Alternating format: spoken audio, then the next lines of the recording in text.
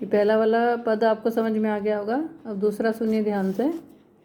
जिस समय जो द्वारपाल था उसने कृष्ण से सुदामा का वर्णन किया, तो सुदामा का नाम सुनते ही जो कृष्ण थे वो नंगे पांव द्वार की तरफ दौड़े और द्वार पर जाकर वो सुदामा को अंदर ले आए और उन्हें अपने सिंहासन पर बिठाया।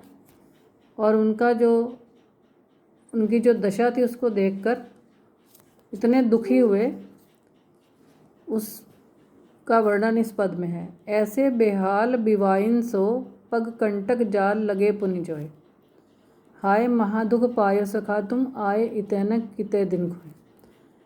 कृष्ण ने जब सुदामा को अपने सिंहासन पर बिठाया और उनके पैरों को देखा तो उनके पैर जो थे वो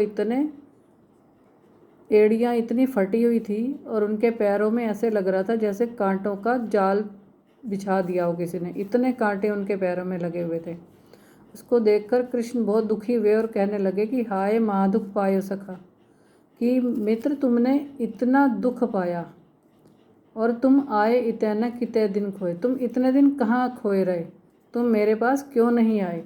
देखी सुदामा की दीन दशा, सुदामा की इस दीन दशा को, इस बुरी दशा को देखकर करुणा करिके करुणानिधि रोए।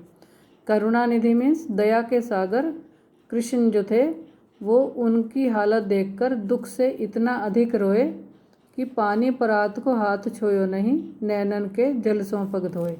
उन्होंने कृष्ण के जो पैर थे वो अपने आंसुओं से ही धो दिए और जो उन्होंने उनके पैर धोने के लिए पानी की परात मंगाई थी उसको उन्होंने छुआ भी नहीं, अपनी आंसुओं से ही उन्होंने कृष्ण सुदामा के जो पैर थे वो धो दिए। फिर से सुनिए इसको कि ऐसे बेहाल बिवाइन सो पग कंटक जाल लगे पुनि जोए, कि उनकी जो हालत थी वो इतनी खराब थी कि उनके पैर इतने फटे हुए थे और पैरों में जैसे कांटों का जाल बिछा हुआ हो, इतने अधिक कांटे लगे हुए थे। और उन्होंने सुदामा से कहा कि मित्र तुम इतने दिन कहाँ रहे, इतना दुख पाते रहे तुम और मेरे पास क्यों नहीं आए।